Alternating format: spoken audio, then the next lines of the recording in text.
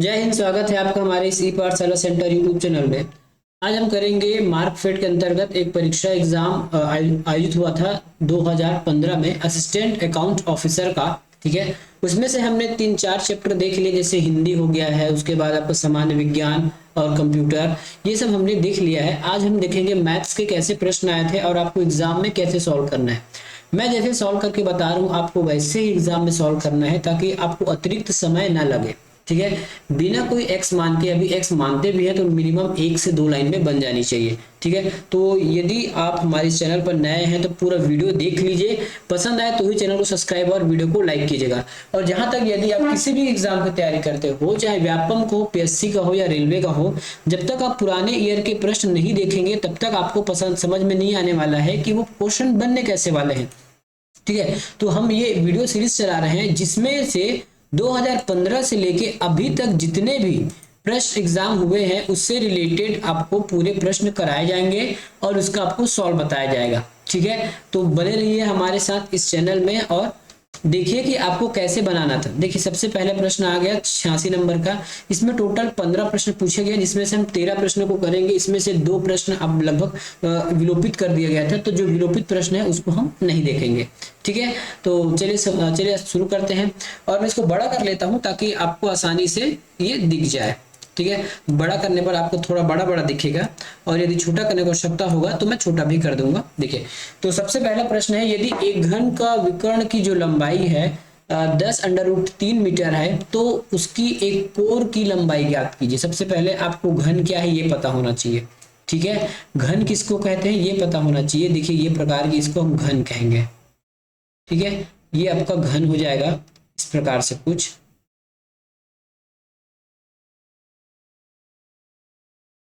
ये देखिए, ये एक घन हो गया। ठीक है, अब इस घन का हमको क्या दे दिया गया है, एक डायगोनल दे दिया गया है। डायगोनल कैसे बनाना है, डायगोनल देखिए, डायगोनल आपको ऐसे बनाना है, इस कोने से इस कोने तक एक डायगोनल लगाया गया है। इसी डायगोनल का हमको मान दिया गया है ये। अब पूछा क्या गया है, कोर। कोर मतलब इसका एक लंबाई पूछा जा रहा है, क्योंकि घन है तो इसकी सभी साइडें बराबर होती है। ठीक है, घन है इसलिए इसकी सभी साइडें बराबर होती है। तो इसको कैसे बनाएंगे, सबसे पहले हमको घन का विकर्ण पता होना चाहिए। ठीक है, तो घन के विकर्ण का सूत्र क्या होता है, घन के विकर्ण का सूत्र होता है √3 इंटू ए। √3 इंटू ए, यहाँ पे ए आपकी भुजा को प्रदर्शित करता है। ए क्या चीज है, भुजा है। ठीक है, √3 इंटू ए, ये हमारा विकर्ण का सूत्र है। विकर्ण को हम डी बोलते हैं, विकर्ण को हम डी बोलते हैं। और हमको विकर्ण की क्या दिया गया है, डायमीटर आपको मान दे दिया गया है, तो डी की जगह हम ये रख देते हैं। डी की जगह रखेंगे तो ये हो जाएगा 10 √3 बराबर √3 इंटू ए। √3 से √3 कट जाएगा, 10 इज इक्वल टू ए, और यही हमारा भुजा भी है। तो ये हमारा आंसर आ गया 10 मीटर। ठीक है, आंसर क्या आ जाएगा, 10 मीटर इसका आंसर आ जाएगा। अगला प्रश्न, 10% हानि में बेचने पर कीमत, खरीदी कीमत की कितनी प्रतिशत हानि होगी। इसको आप इंग्लिश में पढ़ लीजिए, क्योंकि हिंदी में आप थोड़ा सा समझ में नहीं आएगा। इंग्लिश पढ़ लीजिए। 10% loss on selling price is what percent loss on cost price. ठीक है, तो मुझे भी एक बार हिंदी में समझ नहीं आया था, इंग्लिश पढ़ने पर मुझे समझ आया है कि ये कैसा है। ठीक है, तो देखिए इसमें कैसे बनाना है आपको। मान लेते हैं किसी भी वस्तु का जो बेचने का मूल्य है वो 100 रुपया है। बेचने का मूल्य क्या है, 100 रुपया। तो ये एसपी मैंने मान लिया 100 रुपया। अब कहा गया है यदि इसका मूल्य 100 रुपया है, यदि मैं 100 रुपये में बेचता हूं तो मुझे 10% की हानि होती है। ठीक है, तो लॉस बराबर क्या हो जाएगा, 10%। और यदि हम 100 रुपये माने हैं तो 10% ही इसका वैल्यू 10 हो जाएगा। ठीक है, 10% ही 10 हो जाएगा। अब सीपी क्या होगा, फिर सीपी मतलब कॉस्ट प्राइस। क्या हो जाता है, सीपी मतलब कॉस्ट प्राइस। सेलिंग में यदि मुझे हानि हुआ है तो यदि मैं सेलिंग और यदि मैं लॉस को जोड़ दूं तो मेरा आंसर आ जाता है सीपी। तो ये हो जाएगा 110। अब हमारा आंसर बन गया। अब पूछ रहा है कि ये जो 10% हानि है वो सीपी के अगेंस्ट कितना प्रतिशत हानि होगा। सीपी के अगेंस्ट कितना प्रतिशत हानि होगा, तो हम सबसे पहले 10 को जब भी हम हानि या लाभ का निकालते हैं तो हानि या लाभ हमारे हमेशा कॉस्ट प्राइस पर निकलनी चाहिए। तो कॉस्ट प्राइस नीचे है, हानि या लाभ आप ऊपर लिखिए, प्रतिशत के लिए आप 100 लगा दीजिए। अब इसको सिंपली आपको सॉल्व करना है, आपका आंसर आ गया है। ठीक है, ये 10 से 10 कटा, ऊपर आपके पास बटा 100/11। जब 100/11 सॉल्व करेंगे तो आपको आ जाता है 11×99, एक सही 1/11 हमारा इसमें आंसर हो जाएगा, ऑप्शन नंबर ए। ठीक है, देखिए तो इस एग्जाम में आपको इसी तरीके से बनाना है, मैंने कुछ भी एक्स वगैरह नहीं माना, जितनी भी कैलकुलेशन है वो आपके माइंड में होनी चाहिए। यदि कहीं आपको डाउट होगा तो हमको जरूर कमेंट करके बताइएगा क्वेश्चन नंबर के साथ, क्योंकि मैं ज्यादा लिख नहीं रहा हूँ, लिखने की आदत आपको डालना ही नहीं है ज्यादा, जितना ज्यादा हो सके आपके माइंड में ही कैलकुलेशन हो जानी चाहिए। अगला प्रश्न है, ये आपको बहुत इजी प्रश्न है, जब भी ऐसा प्रश्न आएगा तो याद रखिए यहाँ नीचे 2 दिया है, इसका मतलब ये अंदर जो वैल्यू है ये किसी न किसी का वर्ग है, यहाँ 3 दिया है तो अंदर का वैल्यू कहीं न कहीं किसी का क्यूब है। तो मैं इसी को पहला स्टेप मानकर दूसरा स्टेप सॉल्व कर रहा हूँ। ठीक है, दूसरा स्टेप को सीधा मैं सॉल्व करने की कोशिश कर रहा हूँ। देखिए तो ये किसका वर्ग हो सकता है, तो ये है हमारे 231 का वर्ग, मैंने निकाल लिया है, आप निकाल के देख लीजिएगा, ये 231 का वर्ग है, तो ये 231 मैंने लिख दिया, ऊपर 1/2 पहले से है तो 1/2 पहले आ गया। ठीक है, गुणा, अब ये किसका क्यूब होगा, 50,653 किसका क्यूब होगा, तो ये हमारा क्यूब है 37 का क्यूब है, 37 का क्यूब है, और यहाँ भी 1/3 है। ठीक है, नीचे अपॉन का साइन लगाइए, अपॉन के साइन में 77 इंटू 100। ठीक है, इस 2 से ये 2 गया, ये 3 से ये 3 गया। ठीक है, तो ऊपर हमारा क्या बचा, ओनली 2, 3, 1 और 3, 7। इसको अधिक स्टेप बनाने की कोशिश मत कीजिएगा एग्जाम में, फिर से इसको लिखेंगे कि 231। ठीक है, आप इसको हो सकता है अगले स्टेप पे क्या लिखेंगे, 231 फिर 3, ऐसा करने की कोई जरूरत नहीं है। ठीक है, ऐसा करने की कोई जरूरत नहीं है, आपको फास्ट आंसर लाना चाहिए। फास्ट आंसर कैसे आएगा, ये देखिए, ये कट जाएगा आपका 37। ठीक है, ये कटेगा आपका 3 बार में, कितने बार में कट जाएगा, 3 बार में। अब 3 और 37 का गुना कर दीजिए, 3 और 37 का गुना करेंगे तो ये होता है हमारा 111, और नीचे 100 है, तो यदि नीचे से 0 हटाना है तो ऊपर आपको डॉट लगाना है, दशमलव लगाना है, कितना 0 है, 2 0 है, तो 2 घर के बाद आपको पॉइंट लग जाएगा, ये हो गया हमारा आंसर। ठीक है, तो इसी प्रकार से आपको एग्जाम में बनाना है बिना अतिरिक्त स्टेप लिखे।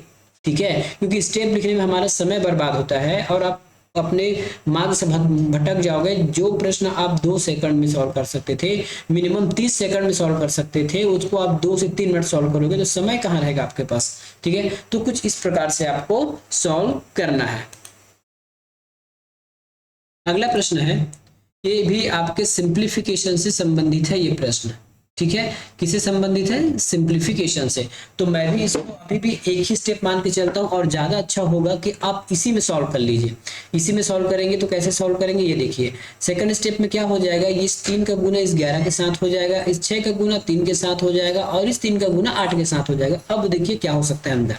ठीक है, तो अगला स्टेप में क्या लिखूंगा, 2 की पावर यहाँ पे लिखूंगा 11 तिया 33। ठीक है, उसके बाद अपॉन में लिखूंगा 7 की पावर 33, गुना यहाँ पे क्या हो जाएगा, 7 6 त्रिक 18, तो ये 18 हो जाएगा, पावर है ना, याद रखिएगा, बटा में हो जाएगा। 8 तिया 24 हो जाएगा। ठीक है, तो ये मैंने 8 तिया 24 लिख दिया, और सॉरी बड़ा हो गया क्या, ये बड़ा लिख दिया गलती से, तो ये क्या लिखना है हमको, 4 की पावर 8 तिया 24 है। अब क्या कैसे कैसे सिंप्लीफाई कर सकते हैं, तो इसको हम और सिंप्लीफाई कर सकते हैं। सिंप्लीफाई कैसे करेंगे, ये देखिए, ये बटे हमें ना, मतलब इसको ऐसा पूरा खींच लीजिए आप, ऊपर 7 है। ठीक है, तो इस ये यहाँ पे बेस 7 है, यहाँ पे बेस 7 है, यदि जब भी है ना इस प्रकार से यदि ये भागा में रहेगा, मतलब भाग में रहेगा, तो इसके जब पावर घट जाते हैं, बेस समान है भाग में है तो पावर घट जाएंगे। ठीक है, क्या हो जाएगा, पावर घट जाएगा। तो देखिए पावर घटेगा तो ये ऊपर जाएगा, है ना, ऊपर जाके ही घटेगा। तो इसको कैसे लिखेंगे, ये देखिए, ये 33 हो गया इंटू 7 के power 18 minus 33।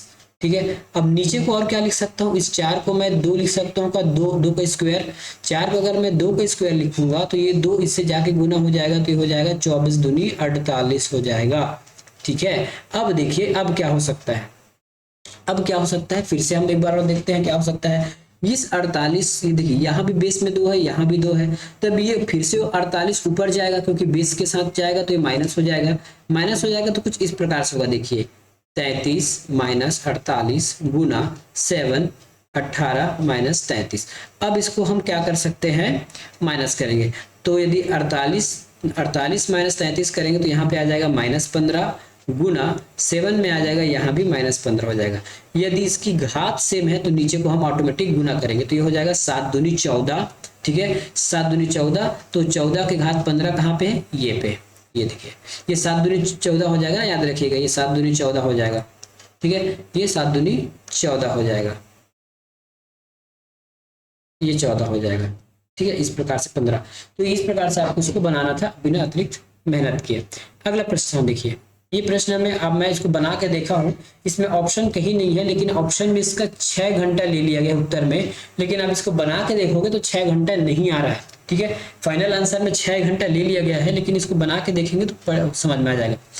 A B C एक समय एक स्थान से एक ही दिशा में 12 किलोमीटर गोलाकार, देखिए 12 किलोमीटर गोलाकार इस प्रकार का कोई पथ है, उस पर वो घूम रहा है, ठीक है। चलना प्रारंभ करते हैं। ए बी सी की जो रफ्तार है क्रमशः 3, 7 और 13 किलोमीटर प्रति घंटा है, तो वो यदि एक साथ स्टार्ट करते हैं तो अगले बार पुनः कब मिलेंगे या फिर कितने समय पश्चात एक बार फिर से मिलेंगे। तो सबसे पहले हमको सभी का क्या निकालना पड़ेगा, सभी का हमको चाल निकालनी पड़ेगी। सभी का हमको क्या निकालना है, सभी का हमको चाल निकालने की आवश्यकता होगी। क्यों मतलब चाल बोलता हूँ, कितना टाइम टेकन लेंगे, टाइम टेकन लेंगे एक बार घूमने में, ठीक है। तो सबसे पहले हमारे पास डिस्टेंस कितना है, तो डिस्टेंस है 12 किलोमीटर। सबसे पहले इसको क्या लेंगे, टाइम टेकन ले लेते हैं, मतलब कितना समय लगेगा एक चक्कर लगाने में, ठीक है, एक चक्कर लगाने में कितना समय लगेगा। तो हम ए के पास चलते हैं, 12 किलोमीटर है तो 12 लिख लेते हैं। इसकी क्षमता कितनी है, 3 है, तो ये 3 है, 3 कम 3, 3 चौके 12, तो ए लेगा हमारा 4 आवर, 4 घंटा है ना, ये 4 घंटा ले लेगा। ये कितना लेगा, 4 घंटा लेगा। बी के पास चलते हैं, तो बी कितना है, बी के पास से टाइम डिस्टेंस उतना ही है, लेगा ये 7, ठीक है, तो 12 7 कट नहीं कट सकता तो मत काटिए, कोई दिक्कत नहीं है। सी कितना लेगा, तो सी 12 किलोमीटर और 13, इस प्रकार से, ठीक है। अब हम सभी को क्या कर सकते हैं, एक लाइन में रख देते हैं। तो ए होगा आपका 4/1, एक कुछ नहीं है तो 1 लिख लीजिए, ठीक है, कुछ नहीं तो क्या लिख लेंगे, 1 लिख लेंगे। उसके बाद आपका 12/7 हो जाएगा, फिर ये हो जाएगा 12/13। अब देखिए ऊपर का यदि हम एलसीएम लेते हैं तो एलसीएम 12 आ जाएगा और नीचे का एचसीएफ 1 आ जाएगा, अर्थात 12 घंटा में, ठीक है, अर्थात ये लोग 12 घंटा में एक साथ पुनः मिलेंगे। तो इसका आंसर मैं 12 घंटा लेके चल रहा हूँ। अगला क्वेश्चन, ये हमारा अगला प्रश्न आ गया। अगला प्रश्न क्या है, तो ए बी से 50% अधिक है, ए जो है बी से 50% अधिक है, ठीक है। सी ए का 2/3 है तथा डी सी से 60% अधिक है।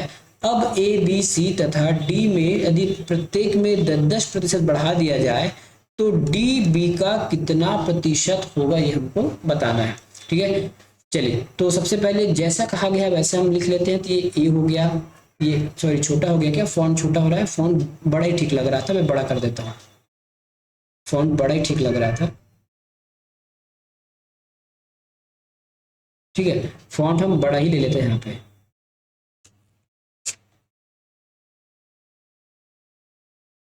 ठीक है। तो हम पढ़ लिए, अब ए बी सी डी देख लेते हैं। ये ए, ये हो गया आपका बी, ये सी और ये हो गया डी, ठीक है। ऐसे आपको एग्जाम में बनाना है जैसा मैं बना रहा हूं बिना किसी अतिरिक्त कार्य के, ठीक है। ये ए बी हमने लिख लिया।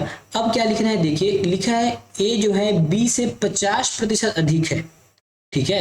ए अधिक है तो मान लेता हूं मैं, यदि मैं बी को 100 मान लेता हूं तो ए को कितना मानना पड़ेगा, 50% अधिक है ना, तो 100 का 50% अधिक मतलब 150 हो जाएगा। ये हमारा बैठ गया। बाकी ये हमारा फ्रैक्शन वाला है, फिलहाल इसको छोड़ दीजिए। अब हमारा क्या कह रहा है, जो डी है सी से 60% अधिक है, ठीक है। यहाँ पे कहीं पे लिखा है मोर देन, यहाँ पे देखिए इंग्लिश में लिखा होगा, ये देख लीजिए, डी इज 60% मोर देन सी, ठीक है। तो जो डी है वो 60% अधिक है किससे, सी से, ठीक है। सी से 60% अधिक है कौन, डी है। अब मान लेते हैं सी को हम 100 मान लेते हैं फिर से, ठीक है। सी को कितना मानना पड़ेगा, सी को हम मानेंगे 100। अब यदि हम सी को 100 मान रहे हैं तो डी कितना हो जाएगा, 160% हो जाएगा, ठीक है। तो ये दोनों कंडीशन हमारा फुलफिल हो गया, ये कंडीशन और ये कंडीशन। बचा हमारे पास सी और ये वाला कंडीशन। तो सबसे पहले हम इसको प्रतिशत में चेंज कर लेते हैं, ठीक है, या प्रतिशत में चेंज भी नहीं कर लेते हैं तो कोई दिक्कत नहीं है। हमारे पास ए की वैल्यू है ना, क्या बोल रहा है, जो सी की वैल्यू है ए का 2/3 है, ठीक है। सी की जो वैल्यू होगी, ए का 2/3 है तो ए की वैल्यू हमारे पास 150 हमने मान के रखा है।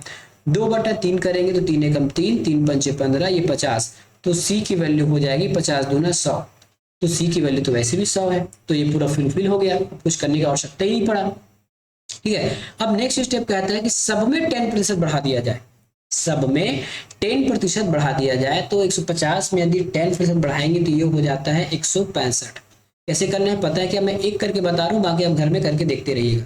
150 में 10% बढ़ाना है तो 10 के गुना कीजिए और 100 से भागा कीजिए, ये हो जाएगा आपके पास ठीक है कितना, क्या 15 आ जाएगा ना, 15 आ गया। अब 150 में 15 जोड़ेंगे तो 165 हो जाएगा। इसी प्रकार आप सबका निकाल लीजिए। 100 में 100 का 10% करेंगे तो 110 हो जाएगा, ये भी 110 हो जाएगा। और 160 का यदि 10% इंक्रीज करते हैं तो ये हो जाता है 176। ठीक है, मैं करके दिखा दूं क्या आपको, मैं यहाँ पे करके भी दिखा देता हूँ आपको। 100 डी का, ठीक है, डी का 160 है हमारे पास, इसमें कितना इंक्रीज करना है 10%, तो आप सीधा 110 कर दीजिए और नीचे भाग का लगा दीजिए, 00 से 00 कट गया। ये देखिए 11 और 16 को गुना करेंगे तो 176 आ जाएगा आपका। ठीक है, तो ये इस प्रकार से हमने बढ़ा दिया। अब पूछा क्या है, जो डी बी का कितना प्रतिशत है, डी बी का कितना प्रतिशत है, तो जैसे कहा गया है बस वैसे इसको लिखते जाइए। डी कितना प्रतिशत है, तो डी हमारे पास 176 है। किससे कंपेयर किया जा रहा है, बी से, तो बी हमारे पास 100 है। ठीक है, बी हमारे पास कितना, सॉरी 100 नहीं है, 110 हो गया है क्योंकि बढ़ चुका है ना, तो ये हो गया आपका 110 हो जाएगा, 110 हो गया। गुना प्रतिशत निकालने के लिए ऐसा कर लीजिए। ठीक है, अब आपका आंसर आ जाएगा। आंसर लाने के लिए ये एक 0 से एक 0 कटा, पूरा सॉल्व करेंगे तो आपका आ जाता है 160%। ठीक है, पूरा सॉल्व करके देख लीजिएगा, ये आएगा आपका 160% आ जाएगा आंसर।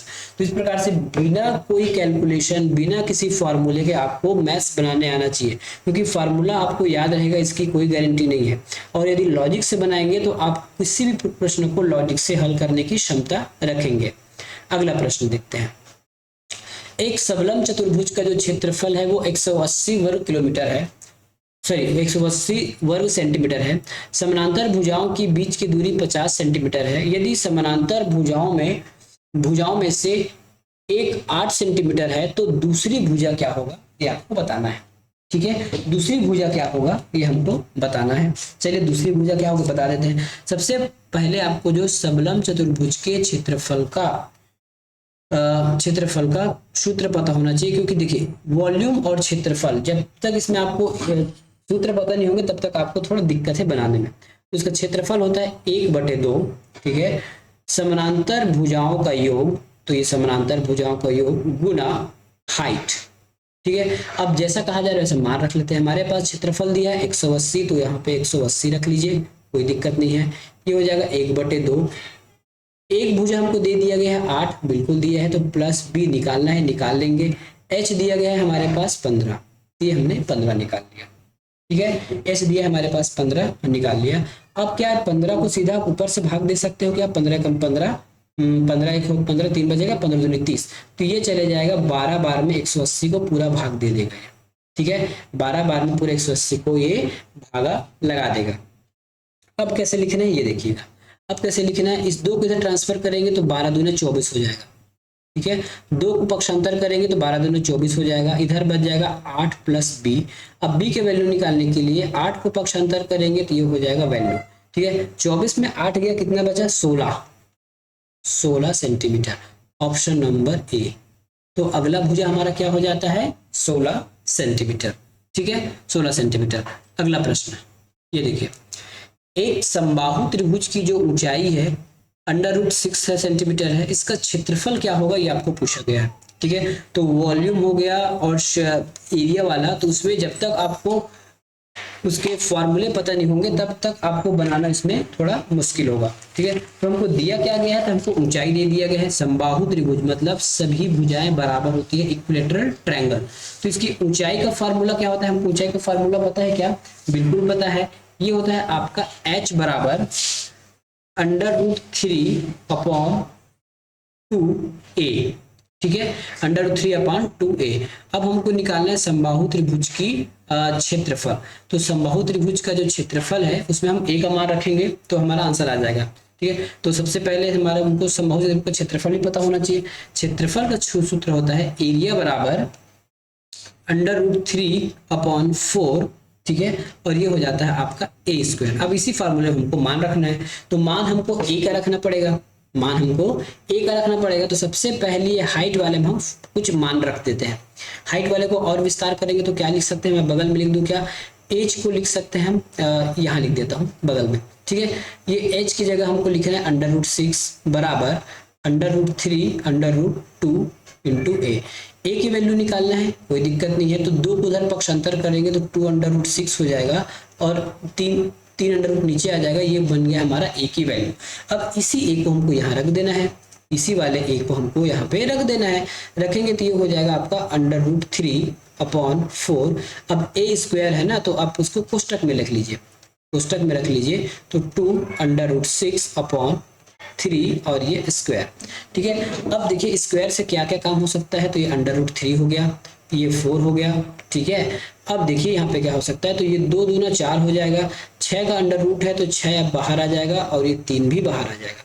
सॉल्व कैसे करना है, तो ये 4 से ये 4 निपट गया, 3 एकम 3, 3 दूना 6, बचा क्या मेरे पास 2√3, ये मेरा एरिया हो गया। क्या हो गया, एरिया। कहीं पे ऑप्शन में है क्या 2√3, ये है 2√3 ऑप्शन नंबर ए, ठीक है। तो ऐसा आपको इसको सॉल्व करना था। तो कुछ चीजें ऐसी जिसमें आपको बिना फार्मूला के आपका काम नहीं चलने वाला है, तो आपको फार्मूला पता होना चाहिए। अगला प्रश्न है, निम्नलिखित में से कौन सा अपरिमेय संख्या है। अपरिमेय संख्या के लिए एक ही मेनली कंडीशन है कि जो रूट से बाहर ना आए, जो रूट से बाहर ना आए। तो इसमें से कौन सा जो रूट से बाहर नहीं आ सकता, ये तो रूट से बाहर आ सकता है, इसका आंसर 4 हो जाएगा। ये भी आ सकता है, इसका आंसर 3 होगा। 12 पूर्ण रूप से रूट से बाहर नहीं आता, तो यही हमारा अपरिमेय संख्या हो जाएगा। 12 बाहर नहीं आएगा, 12 पॉइंट में बाहर आएगा, जबकि हमको पॉइंट में बाहर नहीं चाहिए, मूल रूप में बाहर आना चाहिए, ठीक है, इंटीजर में बाहर आना चाहिए। इस प्रश्न को छोड़ के चल रहे हैं हम लोग, है ना, ये वाला बनाते हैं 96 नंबर। केवल आपको इसमें मान नहीं रखना है, एक फार्मूला था ना a² b² वाला, बस उसको लगाते जाइए और आंसर लाते जाइए, लगाते जाइए और इसका आंसर लाते जाइए। चलिए सबसे पहले हम इसको एक्सपेंड करते हैं, इस वाले सेक्शन को। इसको एक्सपेंड करेंगे तो क्या हो जाएगा, a², हम सब पहले वाले को a मानेंगे, दूसरे वाले को b मानते हैं, तो a² करेंगे तो 1/a का स्क्वायर, ठीक है। शायद ये कलर अच्छे से खिल नहीं रहा है, मैं दूसरा कलर से बना देता हूँ, ये कलर इसमें खिल नहीं रहा है, तो अगला कलर हम रेड ले लेते हैं, ठीक है। तो a² लेते हैं, तो ये हो जाएगा a का स्क्वायर प्लस b² में आ जाएगा फिर से a², उसके बाद हो जाता है प्लस 2ab, तो 2, ठीक है, 2 हो जाएगा, 2ab है ना, तो 2 हो जाएगा और ये a कट जाएगा, क्या 1/a इंटू a, ठीक है। तो a से ये कट जाएगा। उसके बाद है आपका ये सेकंड वाला, ठीक है, इसमें थोड़ा जगह कम पड़ रहा है, चलिए इसमें मैं थोड़ा छोटा करके लिखता हूँ फॉन्ट को, इसमें जगह मेरे लिए कम पड़ रहा है, मैं फॉन्ट को छोटा कर दिया हूँ ना, लिखना यही है मुझे, मैं फॉन्ट को छोटा कर दिया। फार्मूला वही हमारा a² b², तो a² में हो जाएगा आपका 1a का स्क्वायर, ठीक है, 1a का स्क्वायर प्लस a², ठीक है। उसके बाद हो जाएगा प्लस 2ab लिखते हैं ना, तो 2 लिख लीजिए a इंटू a, तो a से ये वाला a कट गया, माइनस का साइन लगाइए, अंदर जाइए, फिर से a² करेंगे तो ये a² हो जाएगा, प्लस b² करेंगे तो b² हो जाएगा। अब आ जाएगा आपका माइनस 2ab होता है, तो माइनस की जगह 2 तो मैंने लिख लिया। a के लिए हमारे पास है a 1/a और a हमारे पास पहले से ही है, तो ये कट जाएगा, ठीक है। अंदर बाहर क्या बचेगा देख लीजिए, इसके पहले में आ जाएगा a² प्लस a² प्लस 2, अब माइनस में सबका साइन चेंज हो जाएगा ना, तो 1/a² माइनस a², अभी माइनस में है तो ये प्लस हो जाएगा प्लस 2। अब देखिए यहाँ पे ये प्लस में है, ये माइनस में है, कट गया, ये प्लस में है, ये माइनस में है, कट गया, बचा हमारे पास 2 + 2 = 4, तो आंसर हो जाएगा यहाँ पे ऑप्शन नंबर 4, ठीक है। ये ऑप्शन नंबर 4 इसका आंसर हो जाएगा। इस वाले प्रश्न को ना एग्जामिनर ने क्या किया है, इसको 97 नंबर प्रश्न को विलोपित करके रखा है, इसलिए हम इसको चर्चा नहीं कर रहे हैं। चलिए ये प्रश्न बनाते हैं हमको। एक विद्यार्थी को किसी संख्या का 5/3 करने को कहा गया था और उस लड़के ने कर दिया 3/5 कर दिया, ठीक है। एक विद्यार्थी को, ठीक है, एक विद्यार्थी को किसी संख्या का 5/3 गुना करने को कहा गया था, उसके स्थान पर उसने 3/5 गुना कर दिया, तो गणना की प्रतिशत में त्रुटि बताइए। जब भी ऐसा प्रश्न होगा ना तो बस उल्टा होता है, रिवर्स है ना, तो ये नीचे वाले का एलसीएम ले लेना। इसका नीचे 5 है, ये नीचे 5 है, मतलब 3 और 5 का यदि हम एलसीएम लेते हैं तो हमारे पास आता है 15। तो आप उस संख्या को 15 मान लीजिए, आपका काम आसानी से बन जाएगा। ठीक है, उस संख्या को आप क्या मान लीजिए, 15 मान लीजिए। उस संख्या को 15 मान लेंगे तो आपका काम इसमें बन जाएगा। ठीक है, तो माना हुआ संख्या 15 था। अब उस संख्या का हमको क्या करने बोला था, 3/5/3 करने कहा गया था। यदि वास्तविक में अगर वो सही करता तो क्या निकलता, 3 एकम 3, 3 पंचे 15, तो ये हो जाता 25 आता। लेकिन उसने गलती कर दिया, क्या गलती कर दिया, 3/5 कर दिया। इस प्रकार से 3/5, 5 एकम 5, 5 दिया 15, तो आ गया 9। ठीक है, तो इसमें अंतर कितने का आ गया, अंतर कितने का आ गया, इसमें अंतर आया 16 का। अब ये कितनी प्रतिशत गलती हो गई, तो 16 आया, कितने पर आया, 25 पर। भाग लगा दीजिए। ठीक, अब हमने 25 क्यों लिखा, क्योंकि हमारा ओरिजिनल वैल्यू 25 है इसलिए। ठीक है, मतलब जो सही है, जो सही आंसर आना चाहिए वो 25 आया है, इसलिए हमने यहाँ 25 को नीचे में रखा है। अब देख लीजिए, ये हो जाएगा 25 एकम 25, 25 चौके 100, और ये हो जाएगा 16 चौके 64। तो 64% गलती उस बच्चे से हुई है, ऑप्शन नंबर बी।